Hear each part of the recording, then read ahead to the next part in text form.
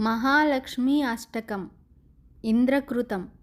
नमस्तेऽस्तु महामाये श्रीपीठे सुरपूजिते शङ्खचक्रगदाहस्ते महालक्ष्मी नमोऽस्तुते।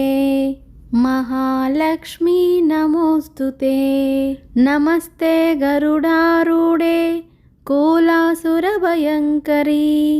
सर्वपापहरे देवी महालक्ष्मी नमोऽस्तुते। महालक्ष्मी नमोऽस्तुते।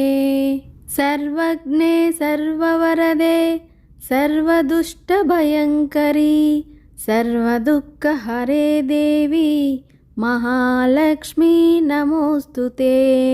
महालक्ष्मी नमोऽस्तुते। सिद्धिबुद्धिप्रदे देवी भुक्तिमुक्तिप्रदायिनी मन्त्रमूर्ते सदा देवी महालक्ष्मी नमोऽस्तुते। महालक्ष्मी नमोऽस्तुते।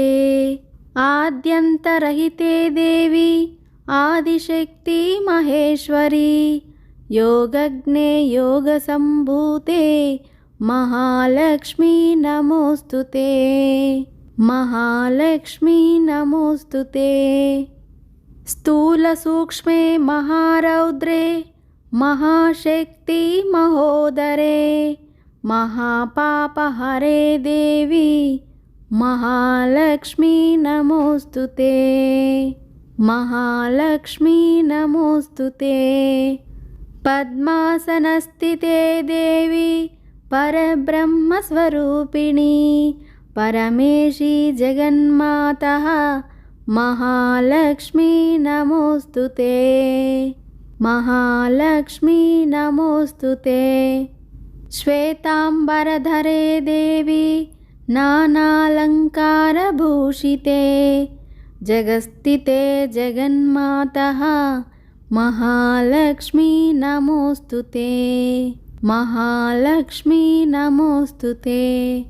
महालक्ष्म्यष्टकं स्तोत्रं यः पठेत् भक्तिमान् नरः सर्वसिद्धिमवाप्नोति राज्यं प्राप्नोति सर्वदा। एककाले पठेत् नित्यं महापापविनाशनं द्विकालं यः पठेत् नित्यं धनधान्यसमन्वितः त्रिकालं यः पठेत् नित्यं महाशत्रुविनाशनं महालक्ष्मीर्भवेन्नित्यं प्रसन्ना वरदा शुभा।